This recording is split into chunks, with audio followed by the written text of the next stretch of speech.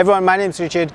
I'm 50 years old, and over the last 2 years I've invested a lot of time in getting out, in moving my body. It started off with walking, there's running, there's cycling, kayaking, and a lot of outdoor activities. Most of these things I thought was impossible for someone like me until I actually tried. Lots of them had lots of pain, sweat and tears in the journey, but I managed to go from sitting on the couch almost all of the time to running a marathon in just 9 weeks. Fast forward a little bit later after that, also with a little bit of running pedigree under my belt now, I took on a triathlon, which I also did within 9 weeks. And the reason I'm telling you those things is I did a lot of my swimming out here in this beach. This is actually where I didn't learn to swim. I could swim, I wasn't a very good swimmer, but this is where I built up my confidence for open water swimming. So why am I telling you this? Well, there are a couple of things that I learned in both training for my first marathon and training for the triathlon that were very similar. So whenever I told people that I'm training for the marathon, for example, I'd get a lot of advice about running and VO2 max and all sorts of things that technically were the absolute right things to do for a runner. But they were the wrong things to do for someone who's going from walking straight into trying to run a marathon. Again, I went through that same thing when I told people that I'm training for a triathlon. Lots of people offered me advice, and the advice was good and the advice was sound. It just didn't fit for someone who was going from zero swimming strength to having to do a triathlon. And a lot of that involved swimming in open water. I started swimming here in Rachel van Ley pool just to sort of test how good I am as a swimmer, because you always think you're better than you are. At least that's one of my problems, which is maybe why I take on some of these crazy challenges. But a lot of the advice I got with the swimming was working on my swimming technique. I'm not swimming with enough buoyancy. My head must be down when I'm doing my strokes. I mustn't kick as hard as I'm kicking, or I'm not kicking hard enough, or I must work on the stroke and the lean and all of those things. Those things are perfect and absolutely the correct advice for someone who's learning how to swim. But I wasn't learning how to swim. I needed to learn how to face the big waves and swim in just good enough to finish the triathlon, the swim part of the triathlon. That's actually what I needed to learn and to build confidence in. And to demonstrate that concept, as we look at these waves from this point of view, they don't look too bad. My experience tells me a little bit different, but if we look here, it looks, it's doable. We can swim out into the ocean and everything will be fine. But let's take a walk down to the beach and actually look at what the waves look like. Alright, so as you can see, once you're on the beach, the size of the waves look completely different. And that's something that, when somebody was looking at me and listening to me doing a triathlon, they may not actually understand that I'm doing a triathlon in open water and I needed to swim out into the beach, into the waves in this triathlon. So I didn't really need to learn how to swim. I needed to practice my swimming so I could swim the distance, but more importantly, I needed to build the confidence to face these waves when standing on the shore, which was a completely different thing from swimming and your swim technique and kicking and buoyancy and all of those good things. It was facing the elements and then learning how to conquer your fear and anxiety and all those things that may come up for you while you're out there. Right, now that we're back at home, let me fill you in on just this concept of what I think a lot of people get wrong when they think about training and training plans. And this is just based on my experience of going from zero to running a marathon, and then also going from not knowing anything about triathlons to successfully doing my very first triathlon in a very short period of time. The thought that I had is that I think that what most training plans miss is they are academically correct. They're academically maybe perfect, but they lack the thing that most of us are actually dealing with.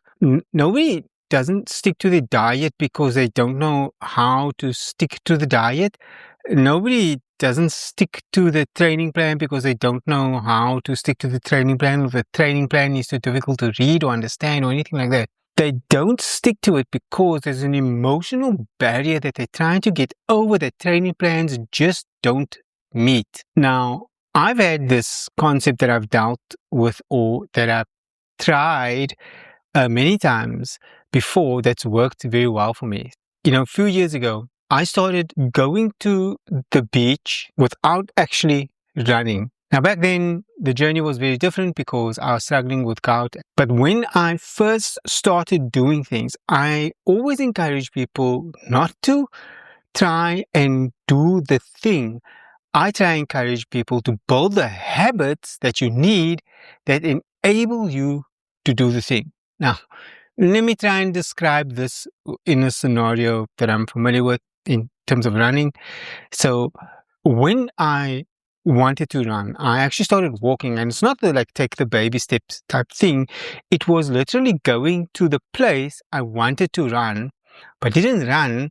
I just took a walk. So there's a place around the corner from where I live. It's called Burman Bush. I would drive down, walk around for a little bit, short walks, and then get back in the car and drive back. And I did that for about easily a month. I know that may sound long, but that's what I did. And then it was far easier for me that when I eventually wanted to run, I had some familiarity with the place, the surroundings, for my own comfort, not for anyone else's knowledge that told me, oh, it's nice to run there or just follow this route. I actually had experience without the heavy exertion or pressure of doing that activity like running, and I could go there.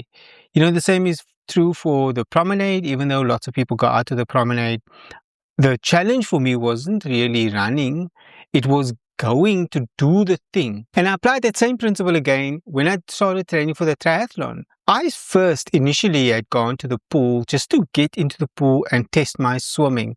But I knew that the triathlon wasn't about how many laps I could swim in the pool. The triathlon was about getting into the ocean and challenging the waves to get beyond the break.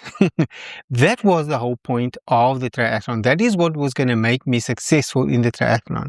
So when I focus on the training plan or my training plan for swimming, I didn't try to swim a certain distance. I tried to swim as often as I can and in the environment that I'd be challenged on the day of the triathlon. That's what I focused on, 100%. I tried to learn a little bit about the conditions, about wind and all of that, but I knew that on the day, no matter what the weather was or the wind was, I would have to get in that water and swim. And so that's my entire basis of my training plan was based on that.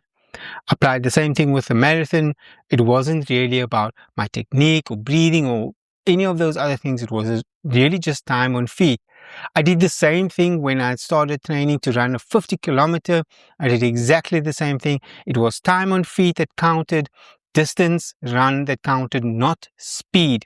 And so those things helped me to be successful in running my first marathon, running 50 Ks, and then also taking on a triathlon. Now, I know you might think with the triathlon, you're only speaking about swimming because the bike and the run did only focus on swimming because I had experience in running or have experience in running, and I'd also been riding my bike for about 40 kilometers at a time, having lots of fun doing it. So my goal was never in the triathlon to win. The only person or the only real thing that I wanted to win at was my confidence and my ability that I could. So finishing the triathlon was my number one goal. Winning wasn't even a close thought, which is maybe why I came second last. Maybe I should have had more focus on actual winning. So this concept I've even taken into some of the work that I do, and in data analytics and in training, I don't train people on the specific things. I do train them on this, I do IT training, so I do data analytics and data warehousing and reports and Excel. And so I don't normally go straight in for here's how you use Excel. I try and teach about the concepts and what people are most afraid of, which is learning something new.